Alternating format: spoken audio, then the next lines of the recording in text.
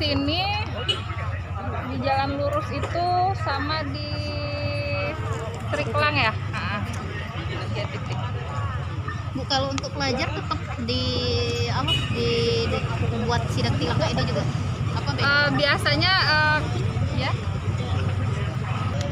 lebih kita kayak tadi ini kita sarankan panggil orang tuanya dulu kan, karena biasanya kan yang di anak-anak di bawah umur ataupun pelajar yang belum 17 itu kan masih tanggung jawab orang tua kan ya.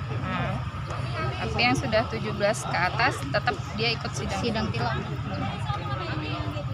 Sejauh ini Bu, udah berapa banyak jumlahnya untuk sore hari? Paling per hari kita bisa sampai 90-an. Berarti tinggal dikali selama 2 pekan ya?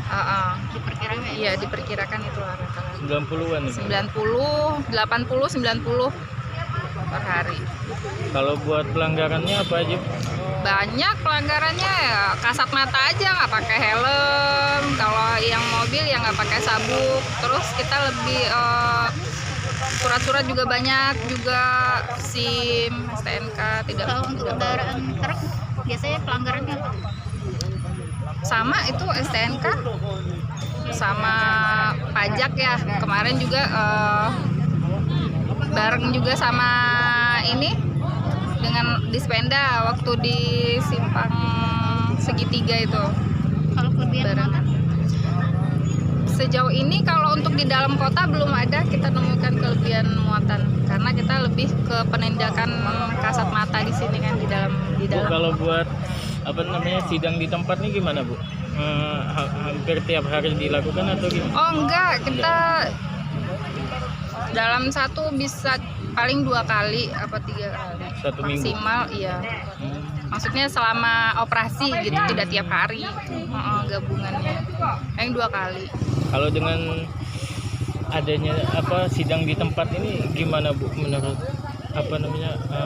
pengendara yang kena ini membantu atau?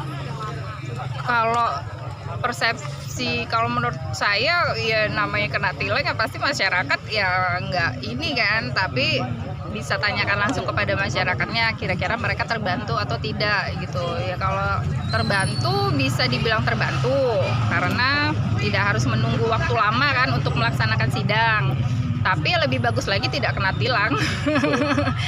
Jadi melengkapi dengan kelengkapan helm, surat-suratnya lengkap kayak gitu. Himbauannya untuk pengendara atau Himbauannya lebih tertib lagi berlalu lintas, untuk kelengkapan dalam berkendara itu dilengkapin, karena apalagi kendaraan bermotor pakai helm itu bukan untuk polisi, tapi untuk diri kita sendiri, karena keselamatan berlalu lintas itu kan penting.